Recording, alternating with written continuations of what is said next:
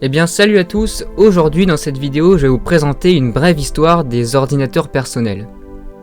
Avant les années 60, alors que les ordinateurs comme le ENIAC utilisent des tubes électroniques pour fonctionner, qui sont en fait des composants essentiels qui opèrent notamment les fonctions logiques, c'est ensuite les transistors qui sont arrivés, et qui est le transistor qui est en soi clairement le composant le plus révolutionnaire jamais inventé, puisque désormais les ordinateurs utilisaient donc les transistors et c'était vraiment une avancée importante qui a permis aux ordinateurs de devenir moins chers, d'augmenter leur performance et de réduire leur consommation.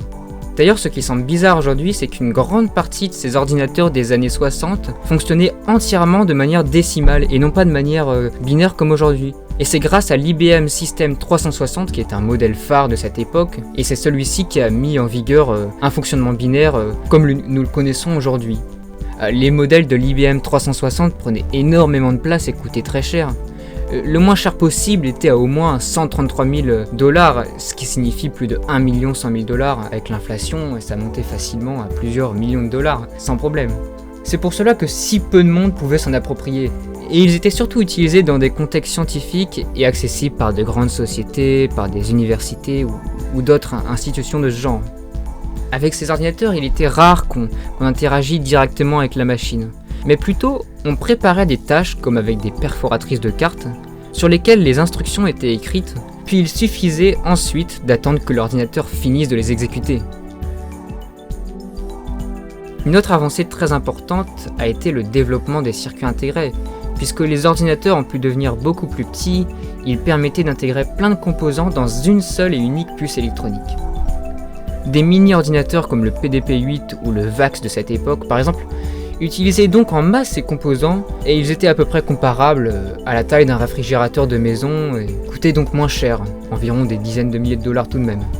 Ils pouvaient alors déjà être plus qualifiés de personnel et le public était plus large et des laboratoires individuels ou des projets de recherche pouvaient commencer à les utiliser. Mais bon, il s'agissait tout de même encore de versions réduites des gros ordinateurs centraux et pas de vrais ordinateurs personnels.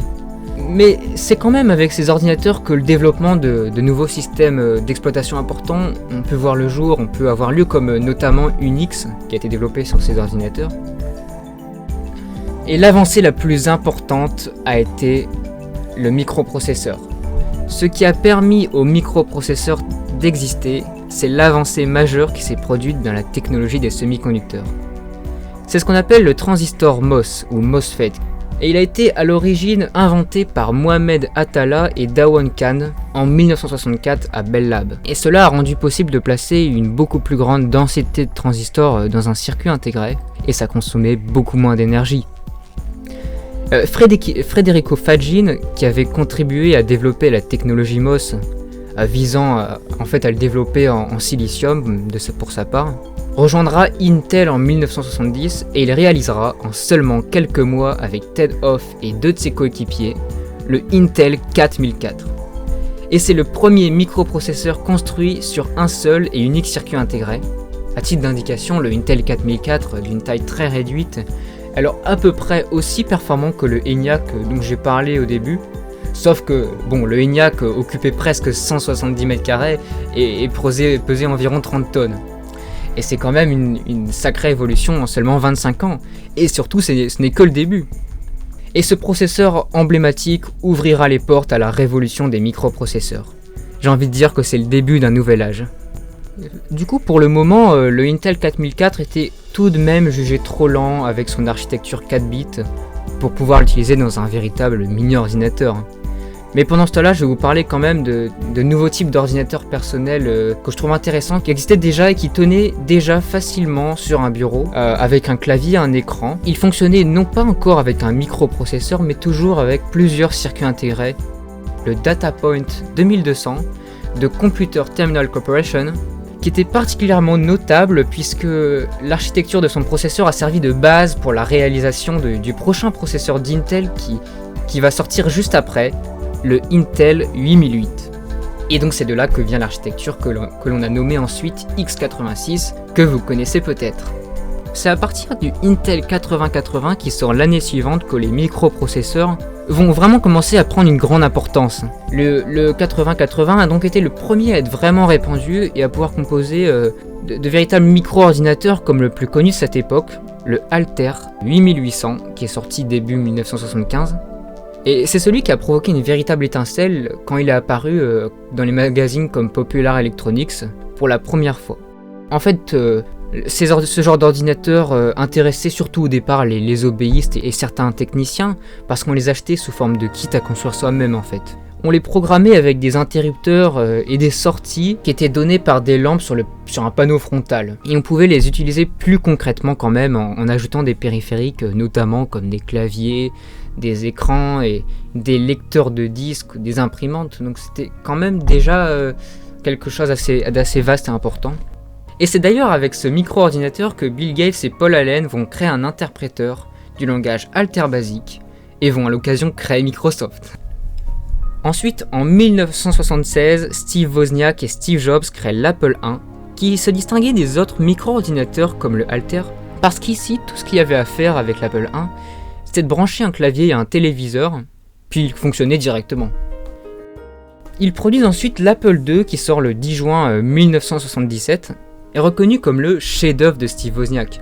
Il est bien plus avancé, il est l'un des premiers ordinateurs personnels ayant eu vraiment un grand succès et qui a été produit à grande échelle. Il a donc été en concurrence avec aussi le Commodore PET, qui a vu le jour cette même année avec le TRS-80 Model 1 de Tandy Corporation. Et ces trois nouveaux ordinateurs assez révolutionnaires ont été désignés par un magazine appelé Byte comme la 1977 Trinity. Ils étaient tous beaucoup commercialisés, prêts à l'emploi directement, et cela a permis à beaucoup plus de monde de pouvoir utiliser un ordinateur. C'est donc à partir des années 80 que les ordinateurs commencent à prendre une grande importance à travers le monde. Ils sont donc utilisés au grand public dans de plus en plus de maisons comme des outils de productivité personnelle, pour la programmation ou les jeux de ce genre de choses. Et les ordinateurs les plus populaires de cette époque étaient notamment les ZX Series de Sinclair Research et particulièrement le ZX Spectrum qui s'est vendu à près de 8 millions d'exemplaires. Ensuite est venu également le célèbre Commodore 64, vendu à presque 17 millions d'exemplaires à son tour. IBM qui avant n'avait au départ pas considéré ces micro-ordinateurs comme quelque chose de vraiment important, puisqu'il les considérait plutôt comme des jouets pour les hobbyistes qu'autre chose. Ce qui n'était pas si faux que ça au début, mais ils ne voyaient tout de même pas le potentiel qu'ils avaient. Et au début des années 80, ils ont changé d'avis quand ils ont commencé à s'apercevoir des profits considérables que Commodore, Apple ou Tandy faisaient grâce à eux, et donc le potentiel qu'ils pouvaient avoir. Ils ont alors développé l'IBM PC qu'ils sortent en 1981 avec un Intel 8088. La particularité de ce PC était que son architecture était ouverte, ce qui en a fait l'ancêtre de tout ce qu'on appelle les compatibles PC. Il a eu une influence importante sur le marché des ordinateurs personnels et ses spécifications sont du coup devenues le plus grand standard du monde. La majorité des PC modernes sont des descendants de l'IBM PC. Et donc les IBM PC se sont mis ensuite à utiliser l'OS de Microsoft, MS-DOS, et la licence se payait comme aujourd'hui, à côté du prix de l'ordinateur pour chaque ordinateur qu'on achetait. Et une avancée majeure de l'histoire des ordinateurs personnels a été l'apparition des interfaces graphiques. Cela a permis en fait à tout le monde de pouvoir utiliser un ordinateur sans avoir à passer par ces interfaces avec ligne de commande sur un fond noir, parce qu'on peut comprendre que ça pouvait en repousser certains. Et donc les premiers à les mettre en œuvre étaient Apple avec le très célèbre Macintosh, introduit par la fameuse campagne commerciale 1984, qui a fait du bruit dans le monde entier. En réalité, il faut savoir qu'ils ont en fait volé l'idée de l'interface graphique et de la souris à Xerox, qu'ils étaient en train de produire pour le prototype Xerox Alto, et qui deviendra le Xerox Star. Mais bon, Xerox l'a vendu beaucoup trop cher, et il n'était pas bien mis en avant du tout, et l'interface n'était en plus pas beaucoup ergonomique. Mais voilà, on peut dire qu'ils ont raté une grosse occasion. D'ailleurs, ce qui est très intéressant, c'est qu'avant même que le monde entier ne savait de quoi un ordinateur personnel s'agissait, un homme très spécial nommé Douglas Engelbart, un vrai visionnaire, a présenté en décembre 1968 à San Francisco une démonstration appelée The Mother of All Demos. Et en fait, cette démonstration de 90 minutes a présenté presque tous les éléments des ordinateurs personnels, notamment la souris, le principe d'internet, les éléments des interfaces graphiques comme les fenêtres, la navigation hypertexte, l'édition de texte ou même encore les vidéoconférences. Et toutes ces choses vont permettre de révolutionner le monde numérique, et ça a eu une grosse influence chez Xerox PARC, donc pour le Xerox Alto, et ça a déclenché donc la suite. À côté, sinon, il y a eu aussi l'Amiga 1000 de Commodore, qui a aussi été un ordinateur très populaire, avec une véritable interface graphique dans Amiga OS. Au niveau de Microsoft Windows, bon, il y a eu effectivement Windows 1.0 qui sort à la fin de cette même année, mais ce n'était qu'une simple surcouche de MS-DOS avec une très mauvaise gestion des fenêtres. Et il a été en fait un des plus grands échecs de Microsoft, et c'est pour ça qu'on entend très peu parler de Windows 1.0. Puis c'était même pas si mieux avec Windows 2.0 qui est sorti 2 ans après. Finalement, il a fallu attendre quand même 1990, donc 5 ans après le Macintosh et l'Amiga, pour que Windows 3.0 et surtout le fameux Windows 3.1 voient le jour et soit un vrai grand succès. Par la suite, rapidement, l'IBM Compatible PC a été finalement qu'en compétition avec le Macintosh et plus vraiment les autres, comme auparavant avec le Commodore ou ce genre de choses. Finalement, j'aurais tendance à dire maintenant que quand on dit PC, ça ne signifie non pas vraiment Personal Computer au sens littéral, mais plutôt un ordinateur compatible PC avec une architecture x86 qui peut faire tourner les systèmes d'exploitation comme Windows, OS2 ou Linux.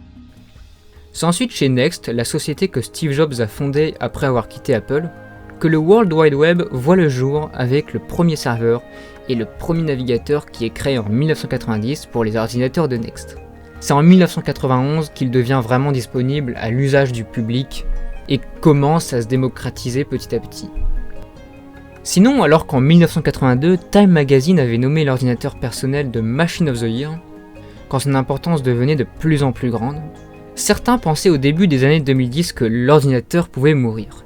Je vais développer pourquoi je dis ça. En fait, ils pensaient que les tablettes ou ce genre d'appareils en quelque sorte plus intelligents les remplaceraient complètement. C'est ce qu'ils ont cru, c'est ce que certains ont cru.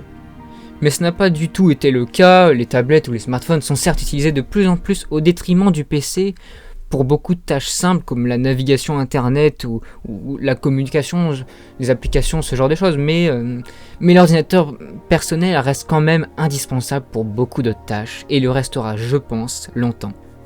Et donc jusqu'à aujourd'hui, l'ordinateur personnel continue d'évoluer, il devient toujours de plus en plus performant et se miniaturise de plus en plus comme le reste de la technologie en réalité. Mais le marché se stabilise et il garde fondamentalement la même façon de fonctionner, je dirais. Les mêmes systèmes d'exploitation parce qu'en plus il devient en même temps de plus en plus difficile de changer d'environnement parce que ça signifie qu'il faudrait tout recréer. Tous les logiciels, tous les drivers, etc. Donc voilà, il y a eu quand même des changements, on est passé à des écrans LCD depuis les années 90, on a utilisé des CD, au DVD, à ne plus en utiliser du tout, on a les SSD par exemple, etc. D'accord, mais ce qui est particulièrement intéressant en ce moment pour moi et qui se démarque comme innovation dans les ordinateurs personnels, et je vais parler du dernier microprocesseur d'Apple, l'Apple M1, qui est sorti pour les derniers Mac à partir de 2020 et qui est basé sur une architecture ARM, ce qui est vraiment nouveau pour les ordinateurs personnels qui utilisaient tous jusqu'à présent des ordinateurs avec des processeurs x86 CISC. Et donc faire ça permettra, je pense, vraiment un vrai saut dans l'efficacité de ces ordinateurs et on verra comment l'évolution se prêtera. J'espère que cette vidéo vous aura plu, que vous aurez découvert plein de choses sur l'histoire des ordinateurs personnels. Et donc n'hésitez pas à commenter, à liker, à partager et à vous abonner. Donc salut à tous, on se retrouvera dans une prochaine vidéo.